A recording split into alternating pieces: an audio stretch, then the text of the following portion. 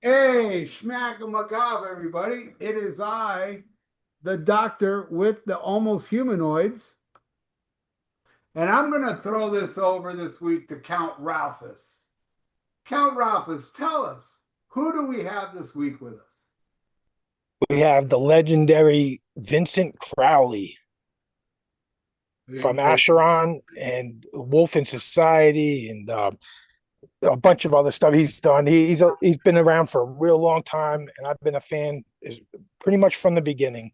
I got this Acheron Rights of the Black Mass. I got the JL Turbo USA version, and I got this back in the day because my friends in Morpheus Descends also signed to this label, and they had this nice glossy sheet flyer that was everywhere at the time for jail and had like 12 bands, and it was like Immortal's first album, Beherit, a lot of great bands on this for this 12 underground label that comes out of nowhere, and my good friends were on it, so I checked it all out, and this was one of my favorite releases on it, probably my favorite of all of the releases that were coming out on that. And I've been a fan ever since. I got early 7 inches, and I got like a whole stack of CDs over here, Acheron. But yeah, so what you're saying is I'm really psyched. I'm super psyched that we got him on this episode. When you put up, hey, anybody know this band? You guys want to do it? I was like, you guys are all posers if we don't do this interview. This would be the fucking best. So I'm psyched to be here with you, Vincent. You rule. Appreciate you having me on. Yeah. Man, as long as it's metal, man, you got to promote it. Absolutely. He just showed the Rights of the Black Mass album. This year we just reissued it, 33-year anniversary, and time goes by pretty fast. I remember when that album came out, and it was a starting off label. We were on a German label, and JL America was the new US one.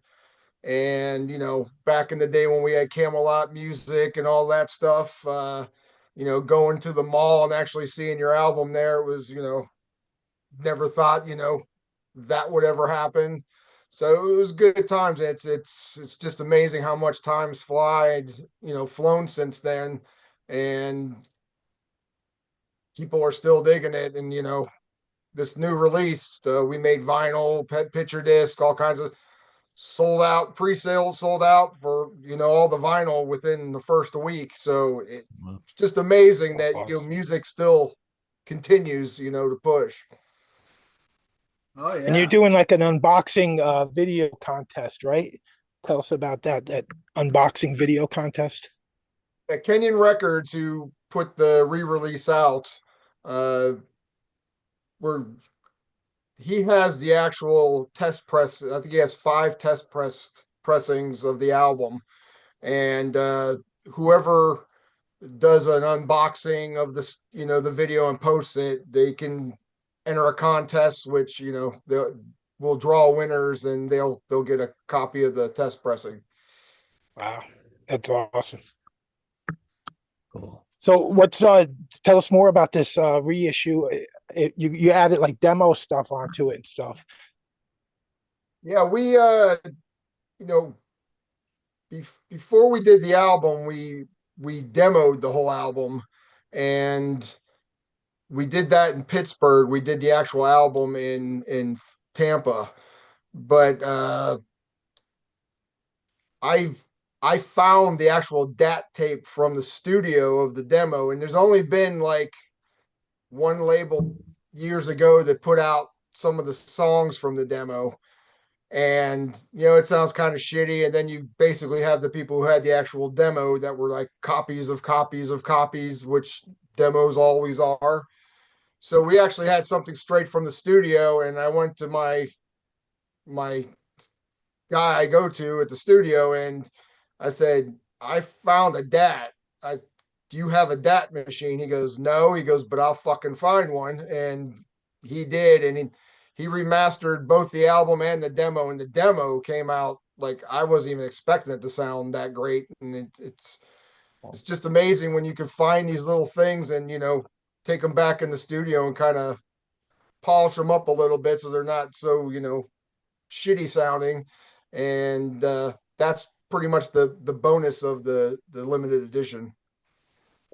Yeah, when I seen that, it was like, oh, I got to try to get this now, especially like the big vinyl edition of it like that, because I only had seen it on CD. I've never seen it on vinyl before. JL didn't put out any vinyl back then. Right now, it's just all CDs. And also, the only time Right to the Black Mass was on vinyl was in Germany, and that's the original pressing I'm talking about. And it didn't have, we have intros in between each song, and the intros weren't on the original version. And there has been vinyl out, but Kenyon Records really stepped up. They, Brian Kenyon, who owns the label, he's a vinyl fan. So that being one of his favorite albums, he wanted to be 100%, not go cheap on anything, make sure everything's great quality. And I really think the fans appreciated that because, he told me, he goes, man, I'm doing it this way because I wanted my collection like this. So, all the bonuses, the extra stuff, people are really digging it. And it's really the way it should have been released originally.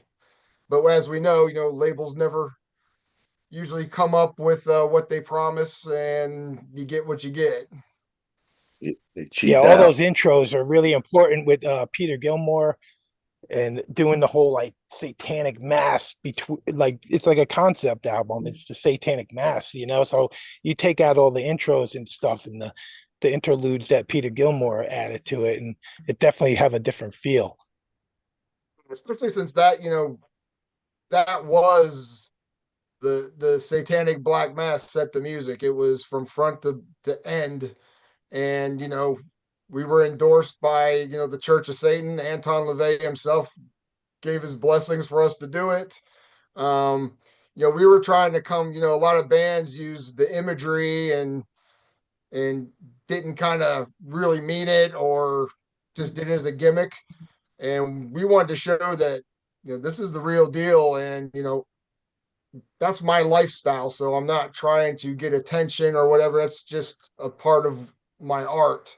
And especially during the satanic panic, everything that was negative Satanism wasn't even Satanism. It was, devil worship and shit like that, reverse Christianity. And they didn't get into the whole philosophy of Satanism, and they just turned it into some kind of, clown show and to get responses and stuff. And, we lived through that with the 80s and the 90s a bit. And, finally people seen the bullshit. And I think, doing something like this kind of revealed that, we're not out there fucking killing animals, sacrificing babies, and doing stupid shit like that. For me, when I was a kid, I remember seeing an interview or hearing an interview with King Diamond. He talked about how he was into LaVeyism, Satanism.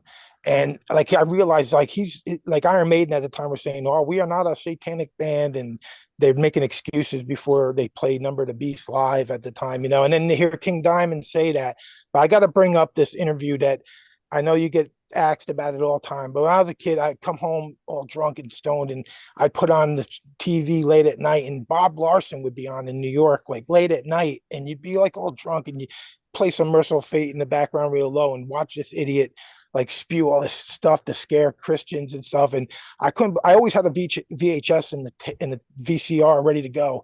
And I couldn't believe when you guys did that interview. I was like, I still have the old VHS from all these years, but that interview is like maybe my favorite band interview ever. And it was like, that's when I realized you weren't like a lot of these other satanic stoner, really, they're just stoners that like pissing people off and being blasphemous or whatever. But like watching that, you guys were like really talking about this whole like movement and stuff. And then you had the Order of the Evil Eye, your own like thing that you were doing. And it blew me away. I watched that so many times. I played it for all my friends. And I knew you guys were the real deal from then going on, everything he did. And then I realized, oh, Peter Gilmore is a part of this and helping out. And then all the amazing members you had in and out. But yeah, that video, and I heard that years later you did it again with Bob Larson, like at his church or something. And it was recorded, but it never got released. And if you could talk about some of that, that's fucking great. Well, Bob Larson was pretty much the Jerry Springer of Christian radio. His big thing was when I learned about him, he was talking death metal was starting to become popular and kids were getting into it. So, he started to research the bands and he would go after bands, the Morbid Angels, the Deicides, Cannibal Corpse, and it got to be, I mean, people I knew in Tampa that, we all sometimes just would fucking hang out and listen to the show, just because it was so funny. It was so ridiculous. And then friends of ours would call in and fuck with him and he'd start his shit and we got brought up and he researched us and he said some stuff. I called him up and said stuff and then he invited us to go on to the show. And when I say he's like a Jerry Springer, he is absolutely like a Jerry Springer. He tried to bait us. I hate that interview because at least I think our guitar player did good. I was so pissed at all the shit that happened pre-show that I just had an attitude and, smart ass shit. I said, whatever, but it's just that, he was making like a big spectacle. We come in, he has a book, he had a book out that was about death metal and Satanism, and they had a stake through it with blood, fake blood. And he goes, "Did your friends do this?" And I'm like, "Oh, here we go. It's going to start, him just making shit up." But it was actually afterwards entertaining because kids were calling in and just giving him hell, and it was funny after that. It's funny you said that about seeing that on TV because I was in Pittsburgh visiting my grandparents. That it was probably a year after that, and my grandmother watched TV late, and she goes, "Did I see you on TV last night ripping a Bible and throwing it in this guy's face?" I was That's like, awesome. "You know me, Granny." So he continued to, kind of focus on metal in general. He toured with Slayer and did some kind of book that was like a diary of what all happened. And I'm sure Slayer fuck with them, and I think his thing was saying how Slayer wasn't really satanic and, what have you. So when he started to focus on bands like us, it was just more of like he thought he had the gold right there, to kind of zoom in Sure. on. And the other event you're talking about, it was in Texas, and it was in Dallas, I believe, or it was in Fort Worth, Texas. And he invited me to do a debate on stage, and that was actually he filmed it, but he didn't use it. And I think he only used like about 5 minutes of an hour and a half debate. And that thing was like watching WWE. That was so fucking entertaining. I had such a blast. Uh, it was just going back and forth, and just like in wrestling, you talk your smack, they talk their smack, got crowd interaction. And one thing about that is when he booked me, he wanted me to do it for free. He said, "I'll take care of all your accommodations." And I'm like, "No, you're going to pay me to do this." I said, "You're making money, I'm making money, Okay. it's my time." And he told his people, "Nah, I'm not going to do it." And like 10 minutes later, when I didn't call back, they agreed to the money, got me the hotel. And then I also said I wanted security because obviously if I'm going into an event that end up having about 1,000 people, I'm going to have somebody watching my back during the time, So a friend of mine came and yeah, like I said, it was very entertaining. Uh, we had some fans there and he kicked them out because they kept saying stuff to him. Oh, And it just got to be like really hypocritical, what he was showing his ass. But to kind of go forward after that, me and my friend, we're going downtown Fort Worth, and we end up hitting a pizza place. And the pastor of the church came in with his family, and they sat down and they apologized to us of how Bob Larson acted, and he didn't act like a Christian, that we acted like civilized people and just gave him the shit back. And they bought us dinner. It was rather humorous that we actually won over the pastor. So Wow. You and you then gotta beg Bob Larson to release that video. He's still alive. He's like 81 or something like that. But you just gotta reach out to him and say, hey, we made you so much money back in the 90s when we scared all those Christians into paying money to your flock there.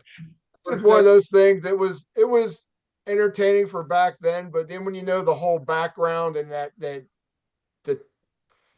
what we were saying, things got cut out, things weren't mentioned that was happening. It's just like being on a regular talk show. I mean, he literally has about a dozen people behind glass on computers feeding him Bible verses and stuff. And, because you'd listen to him, you're like, wow, he's very articulate and he knows how to, he knows every damn verse in the Bible. Then you go there and go, okay, now I know why he knows every damn verse in the Bible, because it's right there in his ear. Well, you were great though. Even you said you were mad.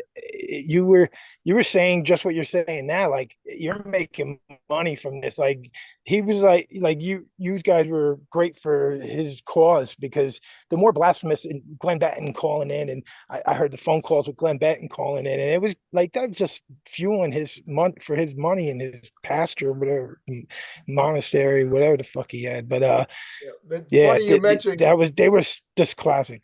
funny you mentioned Glenn, because another Bob Larson story. I totally forgot about this one. Bob did a show in, I think it was Sarasota, Florida, and he did this big promo. He's like, "I'm in the death metal capital. We're gonna go. We'll see." And he like mentioned us, and he mentioned Glenn and Deicide. He goes, "Let's see if they'll crawl out of their graveyards, be brave enough to, meet us." And I talked to Glenn, and we were both going to go up there. And a couple people, we were talking, and then Glenn goes, "If I go up there, I'm going to end up getting arrested." He goes, "I'm not even going to waste my time." And so I went with a couple of my band members, and they welcomed us backstage, and they said, "Yeah, we'll bring you out." And again, there's like, this time it was probably a couple thousand people. It was completely packed, a huge church. And he started talking about our stuff. He was talking about Rites of the Black Mass, that album, and he held it up and was like, "This garbage," and then he like threw it down and stomped on it. And I had told my guitarist before we went out, I brought a Bible, and I held it behind me the whole time, kind of just like walk with my hands, because I said, he's going to do something. And if he's going to do something, I'm going to do something right back. So on that cue, I said, "Well, I think this is a piece of shit too." And we're on like the altar of the church. And I ripped the Bible up and I'm throwing it at everybody in the front rows. And, people are getting pissed. I'm getting threats at us, and all I kept saying is, "Love thy neighbor," and they would get more pissed. It got so bad, the police were doing security and had to take us out and escort us out of the parking lot so shit didn't go down. And all I could think about is like, all these loving Christians, and they get pissed off. It's okay to throw my album down and step on it, but you do it there, it's a whole different, party. Yep, they resort to violence when they can't debate, It's like a lot of other things, but Yeah. yeah, that's awesome I hearing don't, those stories. yeah. And mind you, I don't have a problem with people who are Christian. If that's your belief, that's your belief. But when you force it or say things about what I believe that are not true, that's when I have a problem with you. So everyone can practice what they believe, non-believe or whatever. It's just that, when you start stepping on other people's toes, they're going to step back.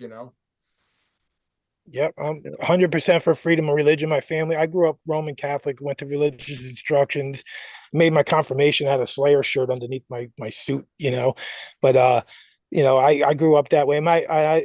I have nothing against my parents being religious and my rest of my family. I'm 100% for freedom of religion as long as they're not like dicks about it and being extremist about it. Extremists ruin everything and everything.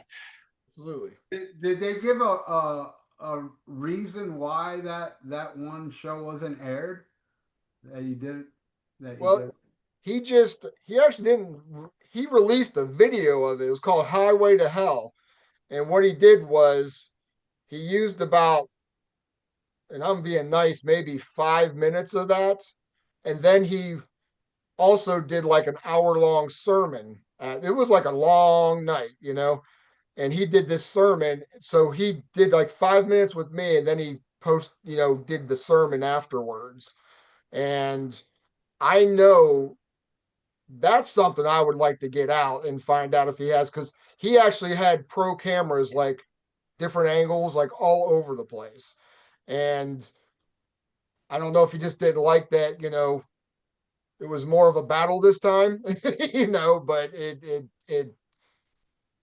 just went over a lot. Well, I mean, it went to the point of, I wore a pair of sunglasses on the stage, and some guy yells out and goes, "Oh, you think you're all tough and shit with your sunglasses on? You're just afraid of, us and that." And I literally walked off the stage, went right in his face, took my sunglasses off, and said, "Am I wearing them now?" And they had like security and stuff.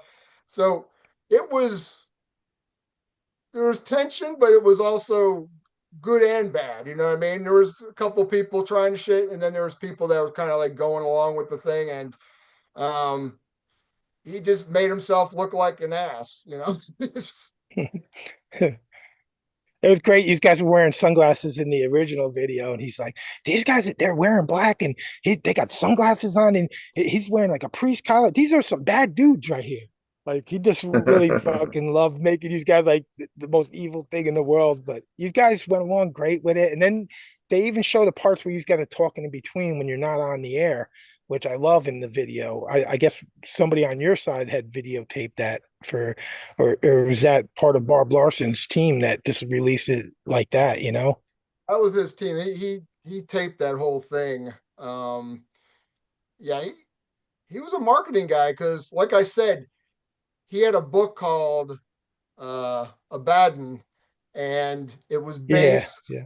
on a death metal band that did satanic stuff real, put out like it's he basically said he used like us and deicide as you know influence on that. And of course, what better thing to do is have one of the bands on to help push your book. Yeah. Yep, he pulled that book out in the episode. That's great. I just rewatched it. It was so nostalgic rewatching that because I watched it so many times back in the day. I know you get it brought up a lot, but I love that you gave the time to tell that story about all of it. It's great hearing the whole story about him. I mean, it's like the only reason I don't like to keep going back to that is just because that past is a past. Everybody grows as a person too. We were very, if anything, my beliefs, are stronger now of what I'm about. But back then, you're younger. It's more getting people's faces and shit like that and stuff. And it is what it is. And knowing how it was manipulated, that's what I hate about it.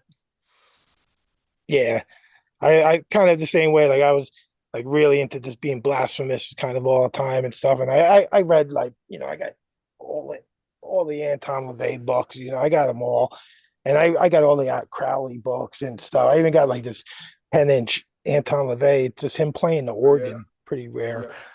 But they, like it got to the point, like even in one of his books, he says how it wasn't never meant to be like a church. It was meant to be like you're in, your own inner self, like thoughts and stuff. And you didn't need you didn't need to go to church for it, but man loves ritual. So they became a church but it's like, once I got to that part of the book, I never like joined the Church of Satan or nothing like that. And I'm an atheist, but I definitely kind of relate to a lot of the satanic philosophy from reading all the books, and I totally agree with like most of it.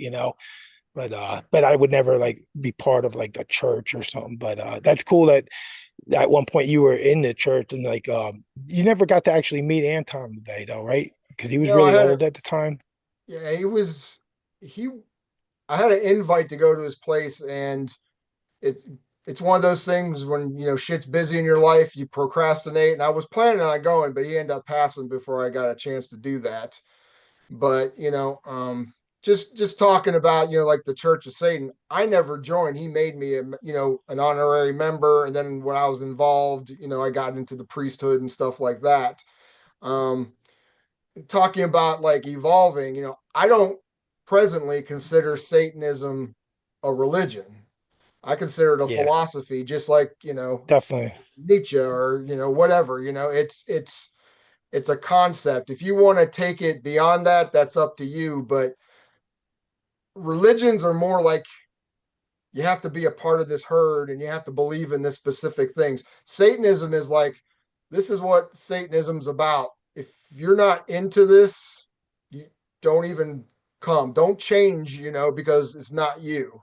And it's an individual thing. It's Yep. not about a bunch of people getting together, going, you can do that if you want, but it's all basically stems to yourself.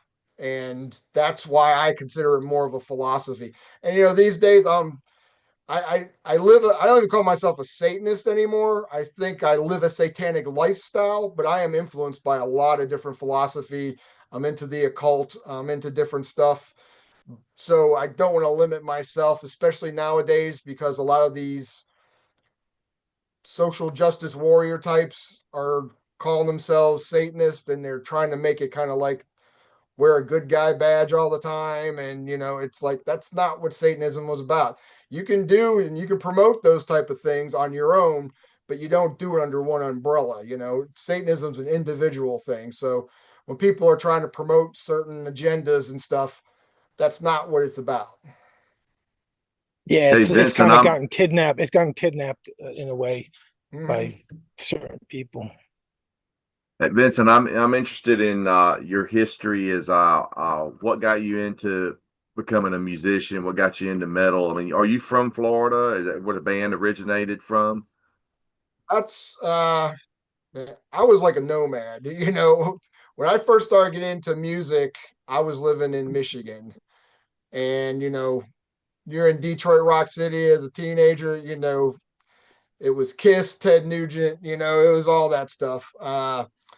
But Alice Cooper and Black Sabbath were like, and Led Zeppelin even were the first albums I got from a cousin of mine.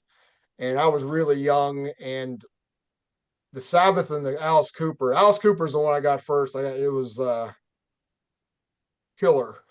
And it just blew me away. The aesthetics, the Alice hanging on the on stage, and that was definitely that road I was going down. And because I'm 57, so back then stuff that was heavy, you had everything from Sabbath, Kiss, ACDC, that was the Rainbow, Deep Purple. So that's where I actually started off at. And then, came Judas Priest and Iron Maiden, even Motley Crue. And when the underground started taking off with, Merciful Fate and Slayer and Celtic Frost and Venom and Bathory, I was absolutely hooked. And that's when I was like, I am going to play music. This is exactly what I want to do. So it was kind of like an evolutionary process. So, yeah. And tell you the truth, that's the stuff I listen to more nowadays than I do, the modern stuff. Oh yeah, it's what I go back to all the time for sure. So you started and you were a big part of the Tampa music scene there at the beginning. You were in a couple of different bands. I think Count Ralph said you were in Nocturnus at one point. Yeah, I was actually that was the I was the original guitarist in Nocturnist, and I did their first demo with them, and it was a different Nocturnus. Nocturnus turned out they evolved into something so great. We were more of like very old school underground, like that Venom type stuff, and Primitive, yeah. and they went more with keyboards and the sci-fi and the real technical stuff, and it was great. But that helped me because I learned a lot because um, Mike Browning, who was the drummer singer for Nocturnus, he was in Morbid Angel, and that was a band I fucking worshipped when I was younger. So getting to play with him was like, wow. And I played with Richard Bateman, who I don't know if you ever heard of there's a band called Agent Steel. And they were kind of like, Yeah. yeah. Well, he was hired and did a tour with them. And he also played in Purgatory, which was pre-Iced Earth. And so I'm jamming with two guys. And I mean, honestly, I thought I sucked back then. I got a chance. I was no experience, no studio experience. I know the only live shows I ever did was probably in front of 4 people. And so they really took a chance. And I learned so much from them. And Richard ended up joining Nasty Savage. And when that kind of happened, I told Mike, I really want to do my own thing, and I want to, basically go straightforward satanic. And Mike had a little bit more with the sci-fi occult themed. So we just decided to split on good terms and go our own way. And that's when Acheron pretty much started. Sure. Yeah, You've had a lot of musicians in and out of the band. I was looking at your history. You got so many players over the years just played with you in the groups, and even had Richard Christie in at one point. Mm-hmm. Yeah, Richard was amazing. He did the Anti-God, Antichrist EP with us, and he did a number of shows. Yeah, playing with him. Yeah, I was not surprised at all when Chuck from Death picked him up, and then John from Iced Earth did it too. And yeah, he's a phenomenal musician. He's a good guy. Total hillbilly. It's fucking hilarious, Yeah. man. It's Funny as hell. I hung out with him before, man. He's just funny as hell. he's great. Yeah. He's the life of the party all the time, man. And Mhm. when he got the Howard Stern gig, we were like, "You're gonna quit Iced Earth and go for Howard Stern?" And I mean, even back when he was playing with Acheron, he was sending stuff to Howard Stern and getting some of his prank calls on there. So it was, we're like, good for you, man. And, he made a career out of it, which Mhm. awesome, man. Because as he said, he probably made more money with Howard Stern than he would in any band. That's for sure. yeah.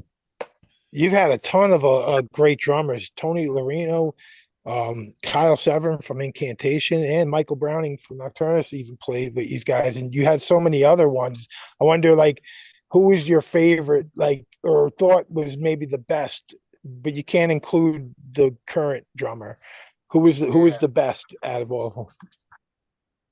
I really can't say that because the one thing about Acheron albums I think make them unique is the different musicians. Yeah, I'm the guy writing most of the stuff and the lyrics and stuff, but without these guys, it doesn't become what it is.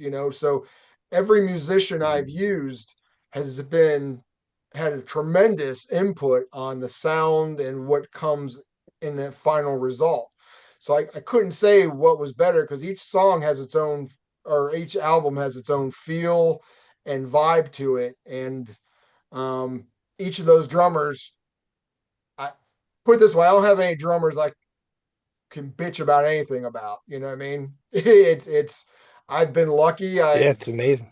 I've worked for some great people, and some of the guys there's actually some guys I've worked with that didn't work out, which those are the ones I can mention bad shit about, but it's not worth that. But that I've been lucky for the most part that.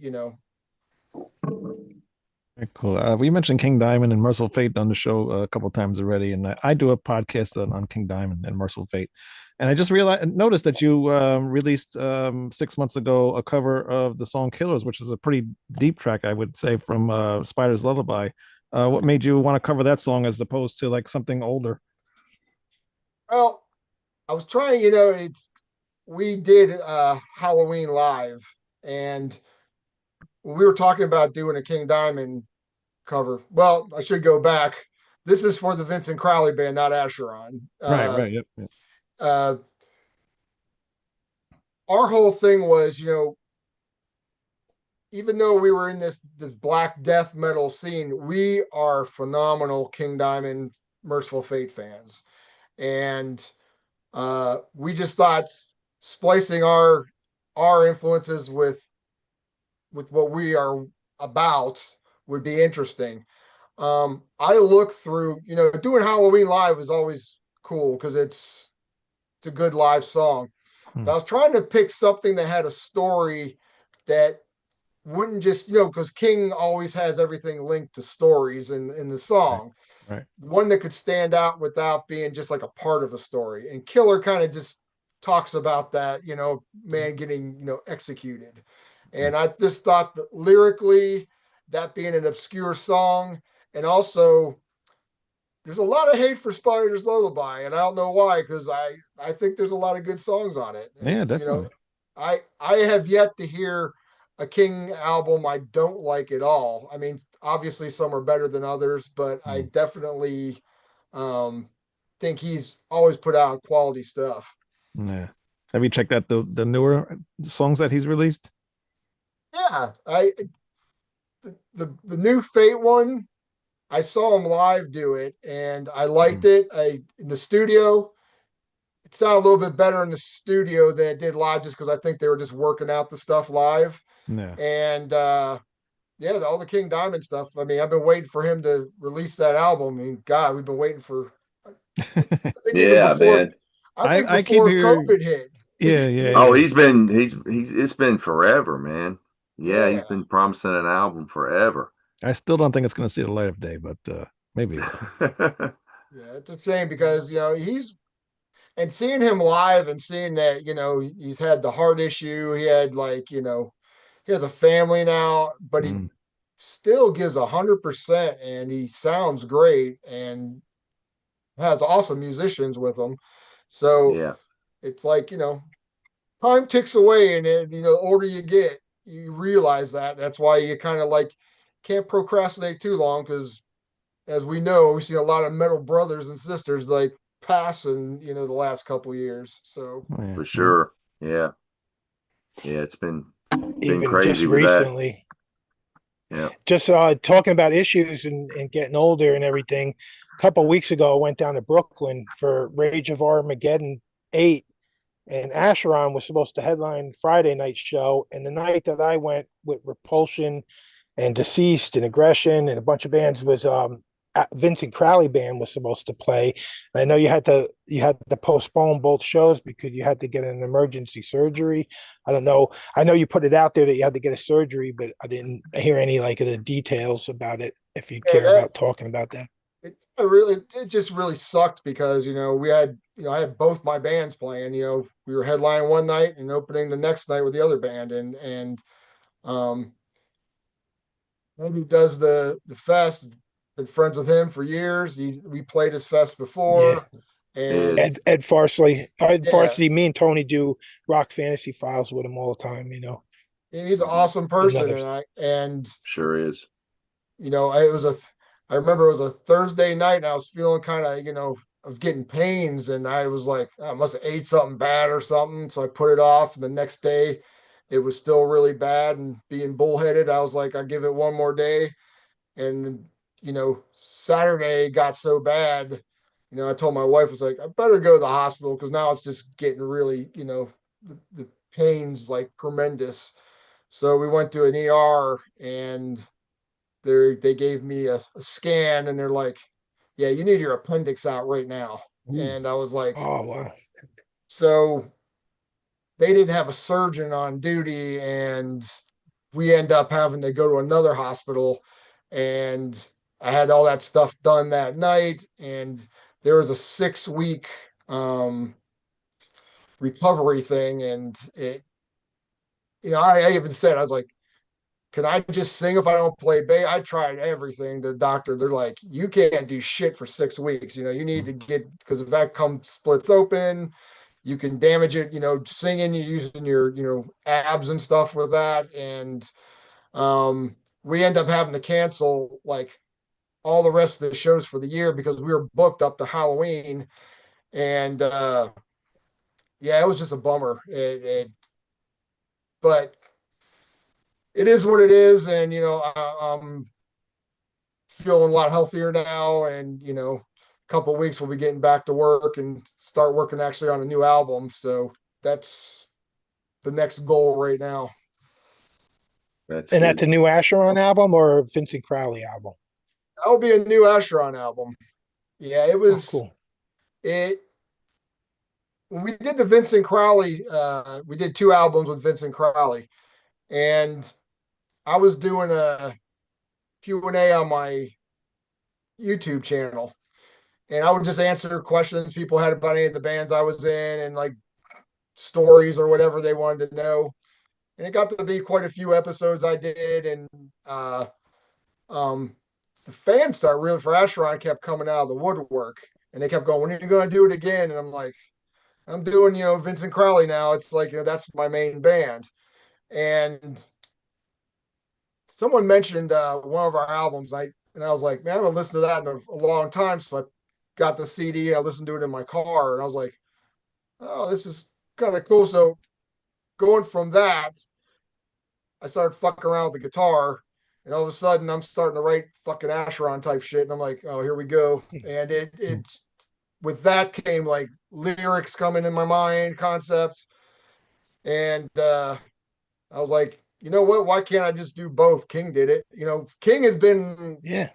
like a map for me, really. King Diamond has been one of the biggest influences for me for my whole career, and even though we're not playing the same style of music, uh, I try to kind of follow his footsteps and a lot of the decisions and stuff he made. And that's like going into the whole Vincent Crowley thing, at first, I mean, we didn't even know what to name the band. And my guitarist was like, why don't we just use your name? People know you from Acheron plus, King Diamond kind of thing. And I was like, I don't know, but it worked out. And then I'm thinking, well, King went back to Merciful Fate. So, it's kind of like, you just take things from people that, you admire and stuff. And things have been going really well with Acheron. I mean, the boost we've been getting from fans has been amazing. And we did get signed to a new label. I can't mention who it is yet, but we'll probably be in the studio June next year. And we are definitely looking forward to it. And it's definitely going to probably be the most in your face aggressive Acheron album ever. Awesome. That's cool how you say how like you're like King Diamond, because like King Diamond was like so evil with Merciful Fate and more satanic. And then when he started doing his solo stuff, it became more like stories and horror stories, and it was all cool and evil kind of. But like I noticed that would be maybe the thing I noticed the difference would be more like horror themed songs instead of like just pure satanic songs. And you don't play bass on this, you're just singing. And I don't know if that was what's the deal with that. You just thought, concentrate on singing only for this. Yeah, because that was the whole part. On the first album, I've helped write the songs for those, me and the guitar player, Art Taylor. We basically put the meat and potatoes there, and then the other guys come in and layer it up. First album we did, I did do a bunch of bass on it.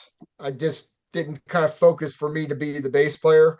I still was writing riffs and stuff like that for both these albums. I just wanted to focus more on the vocals, because the one thing about Acheron I've always noticed is when you have a bass in your hand or any type of instrument, you can't give it your all. And when I've done like live Vincent Crowley shows, the way you can make your diaphragm and take in the air is so much different when you're holding the bass and you're having to like kind of play and concentrate and do it. It's so much more powerful, and it's so much more controlled. Like with Acheron, it's you can hear a lot of anger and stuff like that.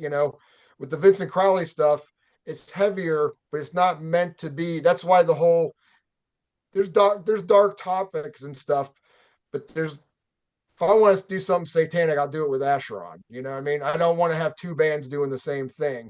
So that's why we focus on the whole horror concept and like death in general, topics like that. And that's why this is definitely more melodic, more use of keyboards. In reality, it's like having heavy vocals over a heavy metal doom band, but with more intense drums. I mean, really, if you listen to Or the even like structure, King Diamond with even like yeah, over a King Diamond album, because the guitar solos like stand out, kind of like King Diamond, the way they flow, like they mm-mm. really stand out. The guitar solos on the Vincent Crowley, the production's really amazing on the album, but on both the albums. But yeah, I definitely see the connection with King Diamond and following those footsteps. It's cool to hear you Joe explain that. Joe Veers from Sonic Lounge Studios in Ohio. He's the one that recorded us and did all the stuff, and he just we sat down with him and we told him, and he's an old school guy. He used to do demos for bands back in the '80s, metal bands. So he's worked with a bunch of different bands. But he comes from the metal scene and likes the old punk too, So it's like he knew what we were getting into, because I wanted a good production, but I don't want super polished, because that's took me away from this era and put me between 80 and 90. That's where I want to be. You know what I mean? The good albums that you can hear, you can not necessarily like super gritty, but something that's like you can understand, but kind of raw too. And with the Vincent Crowley stuff, we told him like, think King Diamond and Candlemass, because that's Yeah. exactly what we were kind of going for sound wise. And Yeah. yeah, he just did a killer job. And not too many bands. Some bands experiment with stuff, but a lot of people were saying, he goes, it's kind of different hearing your vocals with that type of music. But it's like, bands have done that in the past. It's just, not a lot of them have. And luckily people seem to dig it, what we're doing. You mentioned Art. Yeah, Art's a great guitarist. I remember I'm in North Carolina, and I remember he used to play with a North Carolina band, Werewolf. Yeah. And yeah, he Yes. was just a killer guitarist, man. Really is. Yeah, and a great guy. Yeah, always real cool guy. Yeah. He's one of the most laid back people you can meet. And that guy has absolutely zero ego with his guitar playing. He I've been in the studio with him, and he's laid down a track and go, what do you think? I'm like, my jaws dropped. I'm like, what do you mean? What do I think? You fucking just shredded, It's like, even our other guitarist, Eric Stewart, he's known Art for years. And in fact, they played in a King Diamond tribute band in Columbus called Them back in the day. So there we go with the King Diamond, influence. But those two like complement each other so much, and they just feed off each other. And it's yeah. Again, I'm lucky to be jamming with these people. I have met some very talented people. Cool. Sure. Well, here's a question, Vincent. I'll ask everybody. I know some people don't like these questions, and I apologize, but Mhm. if you were to pick, what is your favorite Merciful Fate album? What would it be? Melissa. Tony? Yeah. Melissa. Wayne? Wayne what is Bark. that noise? Oh, that's a tough one. I'm going In the Shadows. Ralphus? That's a wild card. Yeah. Great album. I always go with Melissa. I like the bottom end over. I think the songs are like it's neck and neck with Don't Break the Oath. I think they're both perfect albums, but Mhm. the bottom end with Melissa is what puts it over the top for me. And when we talk about putting it in album battles, we do these album battle shows and stuff, and I can't put an album above that. I think it's maybe the most perfect album. It's Well, really tough. I can list my least favorite before I list my favorite. Really feel how you mean. Like, I mean, it's really close to Don't Break the Oath. Those two are fucking just flawless albums. I mean, those are Yeah. amazing. But there's just some about Melissa that just has something to it that just kind of pushes it a little bit above. yeah, A little more bottom end. Yeah, It's a little darker too. yeah. mine would be Melissa, but actually my favorite Merciful Fate release is the EP, man, because that's, I had the EP before Melissa came out, so it's kind of like a timeline special thing. Yeah. Never heard anything like that at the time. It was life changing. But Evil, I still think, is the greatest Merciful Fate. Yeah. As far as out, oh yeah, Melissa. And I love Don't Break the Oath. I actually love even the later stuff. I love them all. But Yeah. me with Kim Ruz, Mm-hmm. that's the greatest band in my world. That and 70s Black Sabbath. Those two are my favorite bands ever, Well, we're on And the same. Paranoid is 55 years old today. Today? Speaking of which, today. Yeah. Yeah. And Jimi Jimi Hendrix died on this day, 50. I think the same day as Paranoid got released, right? Didn't Jimi Hendrix die the same day? I don't know, I but don't know. did you ever see that Photoshop of Jimi Hendrix at a turntable holding the Paranoid album? No. I haven't seen that. I was like, he was dead by then, or dead on that day. But yeah, I've told the story before about Melissa, though, is when I was a kid, there was like a rumor that if you played Melissa backwards and you had a bunch of candles and a pentagram and stuff, like if you played it backwards, the witch would come out in the smoke and stuff, So, and then hearing Merciful or King Diamond on that radio show talking about Anton LaVey and all, like I never heard anybody speak like that before. Everybody was just, oh, they're evil or whatever, just like a drunken bullshit kind of thing. And he was the first time so to me, that was such a dangerous album. Like this was like unholy, having that thing. And I felt the same with the early like Deicide, Glenn Benton with putting a fucking upside down cross on his head. But Acheron on that Bob Larson show made them go in that group for me too, because here was like some serious shit.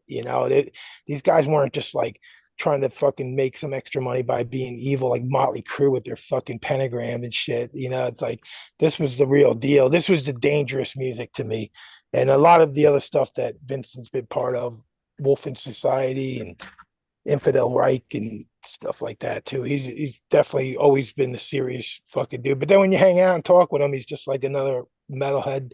But back then, when the Bob Larson thing, he didn't look like someone you'd want to like sit around and fucking goof around with. He looked like a serious like motherfucker back then, and it was great. It made me a huge fan. I mean, one thing is, I think with, at least I always thought when you're doing something representing the band, you need to look the part and do whatever, So if you do promos and videos and stuff, yeah, I'm going to do it to make it have a feel for it, But when I start doing YouTube, I want to let people know that it's like there's more parts to one. One big thing was like I said on a Leonard Skinner's like a fucking big favorite band of mine, and they're like, "You like Leonard Skinner?" It's like, dude, I'm not fucking sitting in a fucking cave with candles burning at all times, fucking, I'm a normal person. I might like some different stuff. I'm into different stuff, but I'm a music lover. I'm a metalhead. That's just the fucking way it is, And That was barking before. it's, Hell's bells. I gotta say, other than Unleashed in the East, this is my second favorite live album of all time. Oh yeah. Yep. Oh yeah, man, great one. Yeah. Unleashed in the East, this is my favorite double live album, which I'm gonna play after we're done playing here. I'm a big Skinner fan. Hell yeah, you got a honk. Yeah. Actually, I remember like back in the day, we were like in a bar in Columbus and we were all drunk at the time and fucking they had karaoke and I got up and sang "Give Me Back My Bullets" and fucking my buddy goes, "I wish I would have fucking filmed that." I'm like, "I wish you did too." It was fucking fun. Yeah, You know? good track. Oh yeah. Hey, anybody in the peanut gallery saying anything, Wayne? No, we'll just talk about Merciful Fate. And Cam Andrews says you had to be there. At the time, guys thought this shit was dangerous. And yep, Hendrix died today, 1970. Yeah, what I wanted to say earlier about because back at that time when "Don't Break the Oath" and Melissa and the EP came out, King Diamond to me, because it wasn't in the press, it wasn't anything. His voice is insane, but it was so mysterious because if you look at the back of each album, the first one he's like, with a little altar and smoke, and you can kind of can't see him either. And then the next one, it's just a shadow, walking out of that and shit.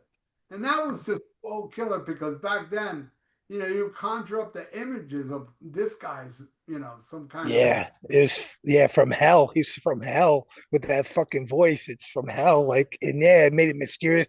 I felt the same way with the Misfits. They weren't in magazines or nothing like that. They were like this like weird fucking ghoulish fucking thing that didn't look like anybody else, But I love that stuff. The dangerous music when you're a kid, that's what you were drawn to, is the stuff that you thought was like really dangerous, I know. I like the days back when he wore the purple and the half shirt thing going on. That was hot.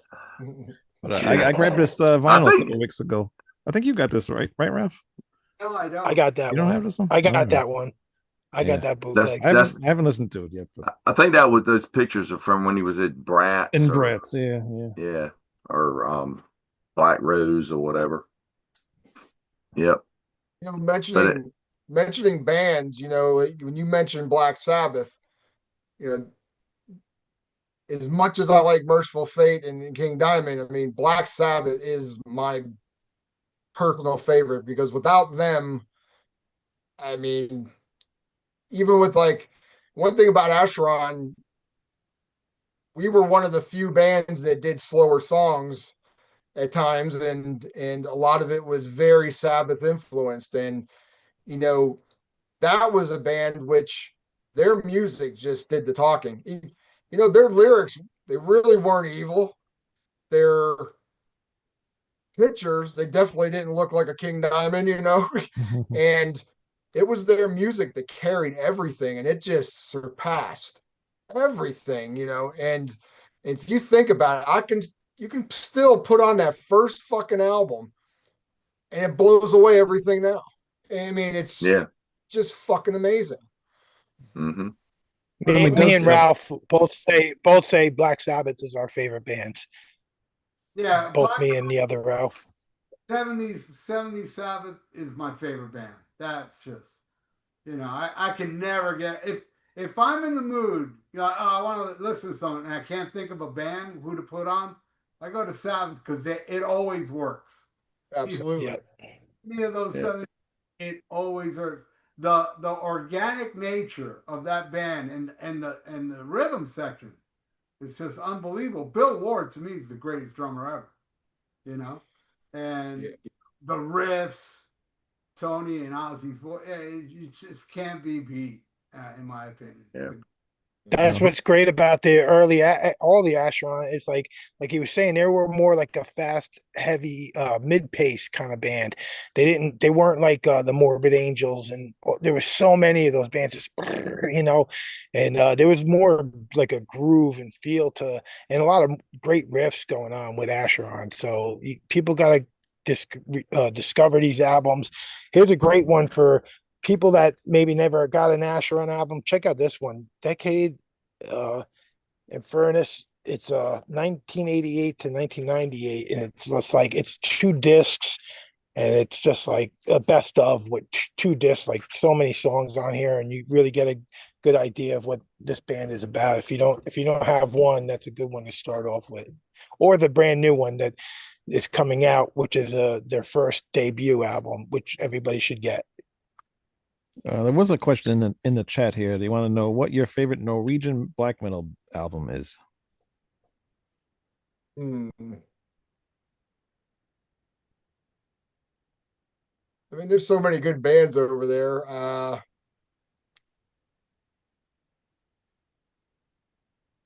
Hmm. I don't know. Probably be something from Mayhem or Immortal. Uh, I couldn't give you one. I mean, really, I mean, it's like just, there's a lot of good stuff over there. Uh, I like there's tons of good bands over there. I mean, I even like Burzum. Some people hate Burzum. I don't really care about the person doing it. If it's good music, it's good music. Mm. But yeah, it'd probably be something from Mayhem. That's our buddy Ovi from Norway that was asking that question. He lives in Norway, so he's always wants to know what people think of his band from his country there. Right. Yeah. It definitely created a unique style, and no one can take it away. And just like San Francisco did with thrash, and Tampa did with death metal, and it's they have their own niche in metal history. So, This is my favorite one right here. oh, that's great. Mortal's my favorite. Deal. Right on. Hey, Cool. Tony, got anything else? No, I mean, pretty much answered all the questions that I had. Pretty much. I mean, you were talking about, I asked, were you part of the Tampa scene, and also, and you played with, I'm sure you played with everybody around there, pretty much, didn't you? Yeah, we played with. It's kind of cool because we played with Obituary back in the day, and then when I ended up moving back to Ohio, we did a small little run in Brazil with them in like 2012 or 13. So they were good. We did a couple shows with Deicide, played with Monstrosity. Um, we we didn't play with Cannibal Corpse though. We were supposed to, but we never have. But funny story about Cannibal Corpse, George Fisher, Corpse Grinder, when Acheron did our first show in Tampa, we're playing this small club called the Brass Mug. And, we're lucky to have 50 people there. It was, is what it was. And, but this guy with long hair was like in the front, and he's fucking just like twirling his fucking head and singing the lyrics up. And the album didn't come out yet. We just had the demo out.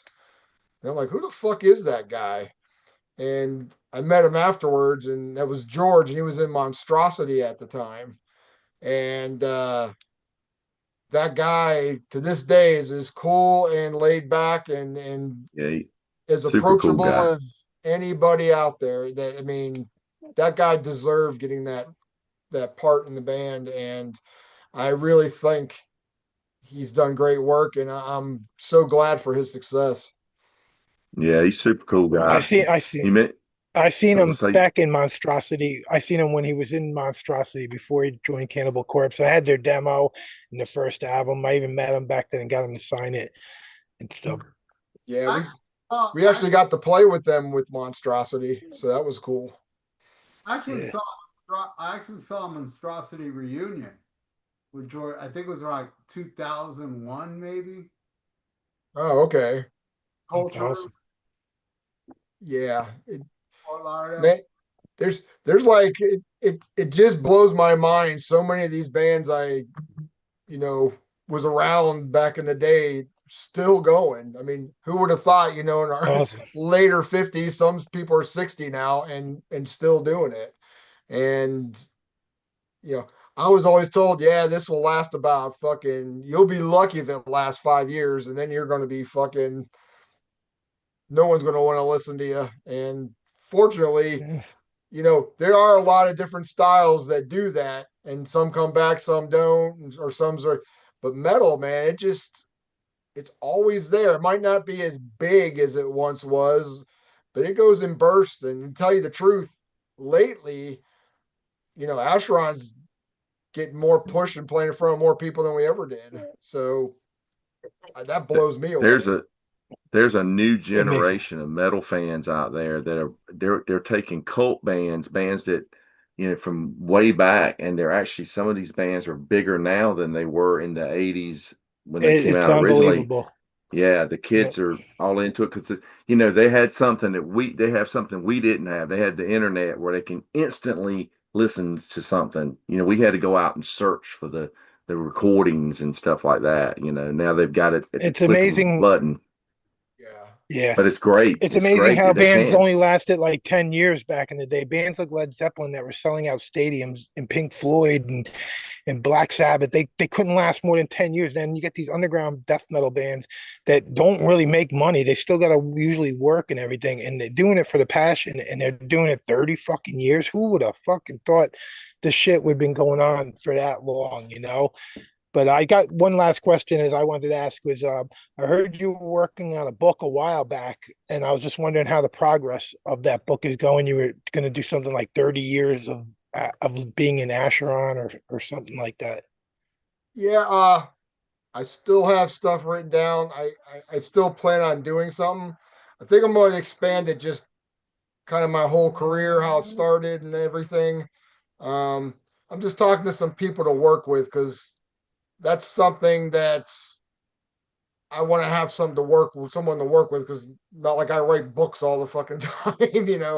And but I'm trying to compile a bunch of stuff and go up to the present day, and that's definitely in the works. And I have talked to a couple people that's possible to be working with, but that'll probably be a project in the future.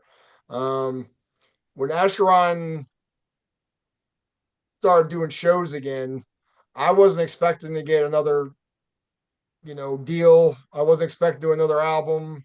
I wasn't expecting all these festivals to want us to play. And I've kind of had to step back and tell people, it's like, I still want to do this, but I'm also, like you mentioned, like I have a full-time job and I do all this stuff, and I have to still do the managing of the band, and I still do all this stuff.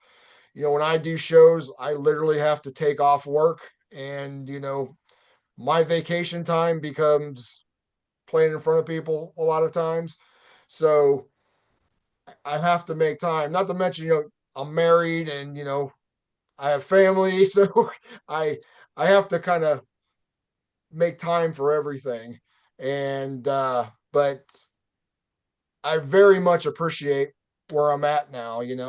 I totally give credit to people that are road dogs, like, like Cannibal Corpse or Deicide and stuff.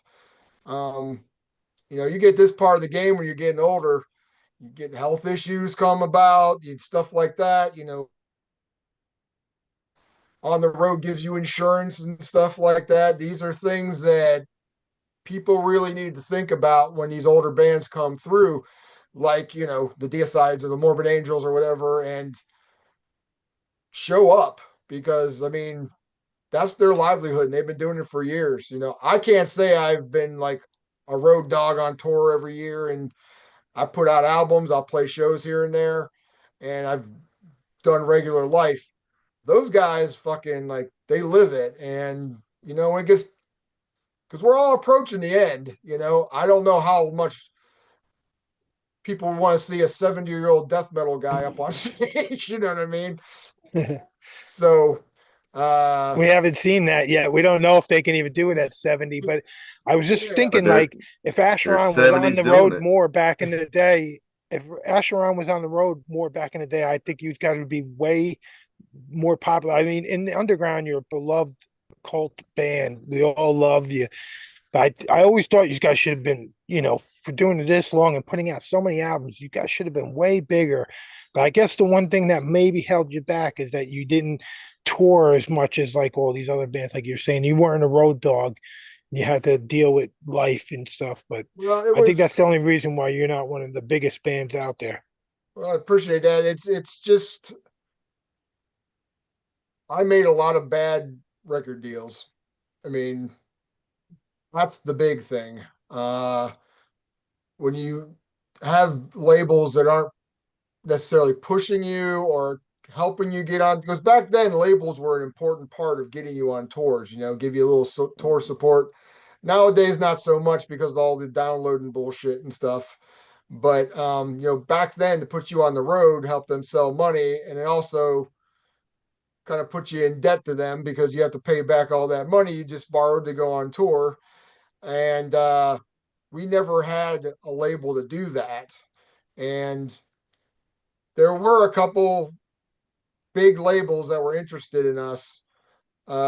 One, the guy talked to the owner, and then the owner found out that I was really into Satanism and freaked out. And it was kind of funny. I can't mention the label, but fucking, it was somebody that has bands that have the same topics on their albums. So I'm like, does that really matter?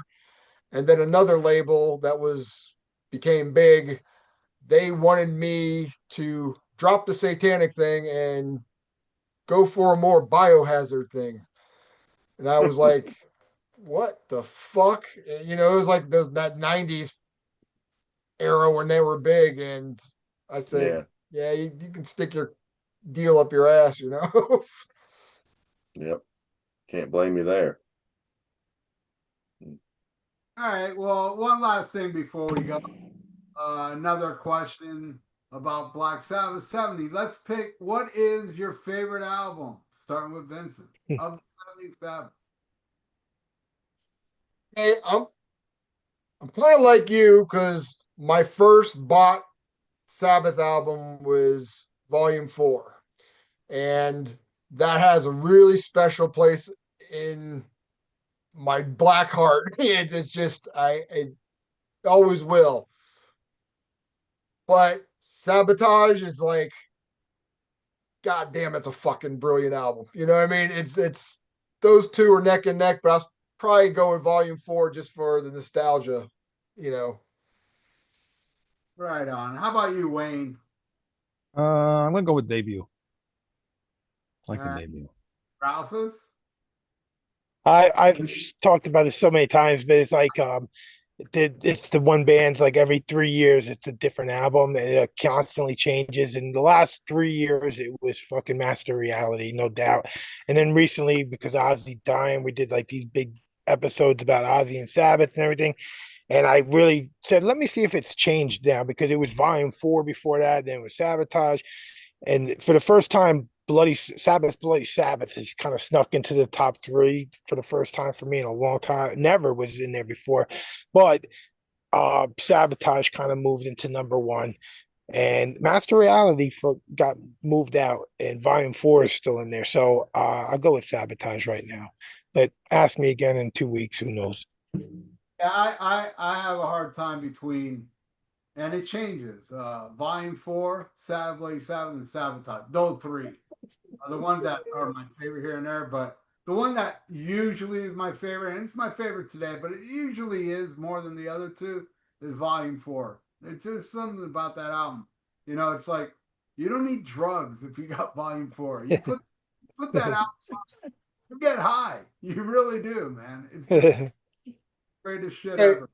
okay, I have a question for all of you because I hear this all the time with Sabbath. Do you guys like Technical Ecstasy? I do. I love Yeah. Texas. Yeah, some good songs on there.